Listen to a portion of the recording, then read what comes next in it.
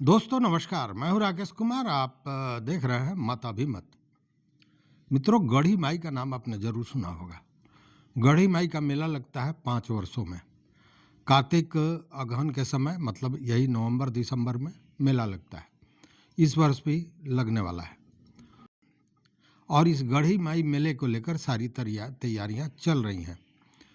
आप जानते हैं, पूर्वी चंपारण का जो सीमा है वो नेपाल से जुड़ा हुआ है और नेपाल में 12 एक जिला है, उसी में बरियारपुर गांव में यह गढ़ी माई स्थित है, जो भारतीय सीमा से लगभग 15-16 किलोमीटर दूर है, जबकि काठमांडू से इसकी दूरी लगभग 150 किलोमीटर है।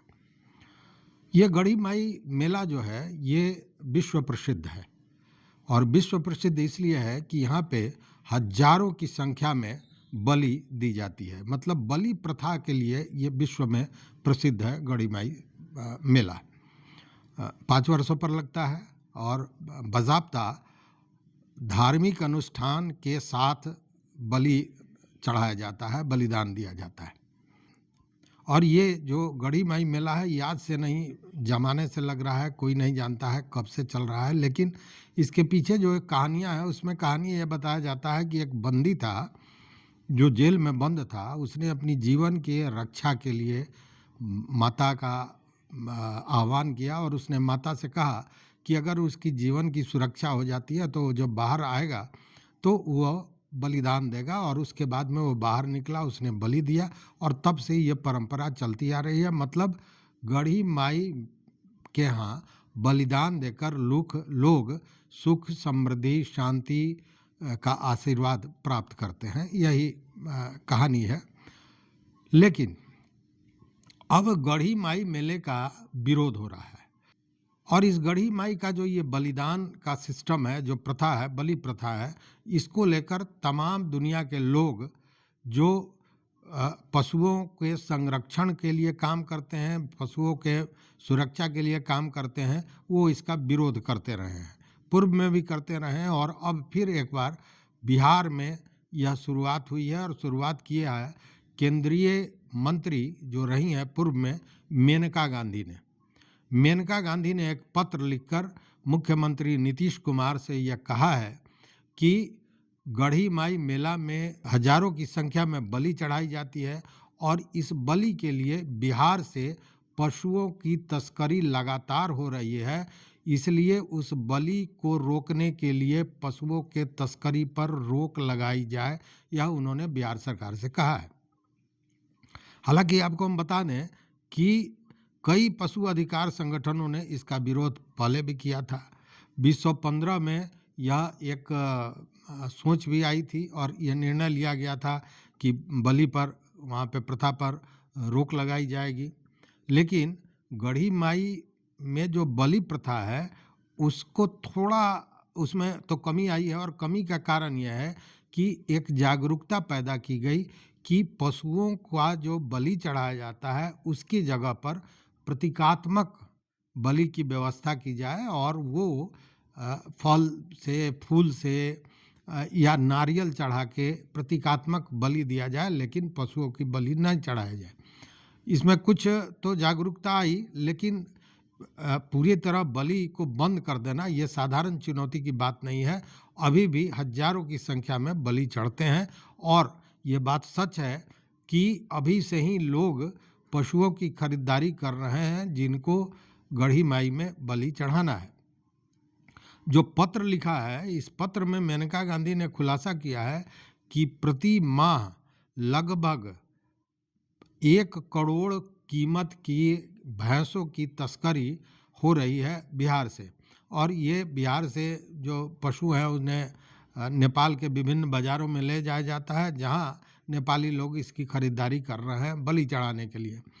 आपको बता दें कि वहाँ पे भैंस, बकरी, खस्सी के साथ कबूतर, मुर्गी, ये सारी चीज़ों की बलि चढ़ती है और बड़ा भव्य मेला होता है। भव्य मेला में भीड़ की स्थिति ये होती है कि लाखों की संख्या में लोग आते हैं।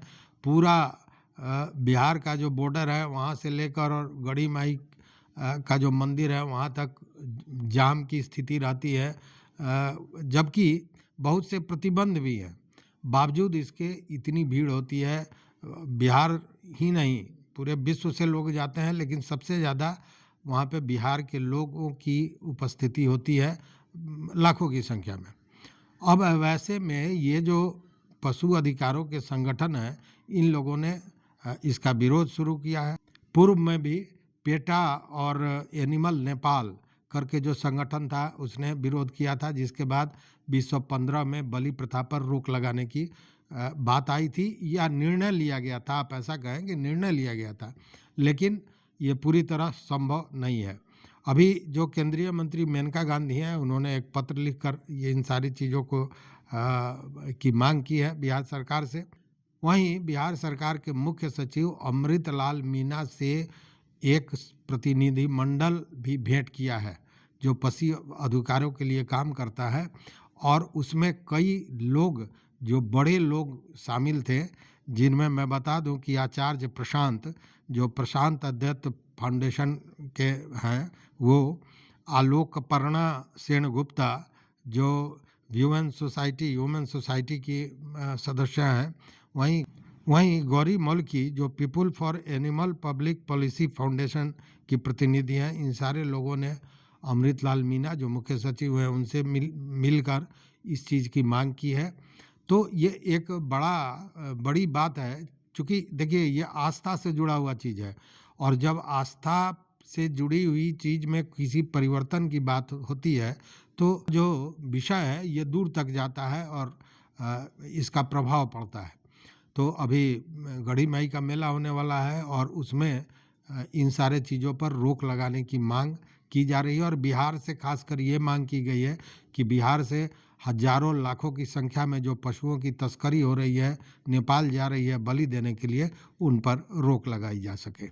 तो अब देखना यह है कि ये जो सारे संगठन हैं जो काम कर रहे हैं पशुओं के अधिकारों के संरक्षण के लिए, इसका क्या असर होता है। गढ़ी माई मंदिर में जो बलियों की संख्या है वो कम होती है, प्रतीकात्मक रूप से लोग नारियल, फल आदि का बलि चढ़ाते हैं, या फिर स्थितियां जस की तस रहती हैं, यह देखने वाली बात होगी।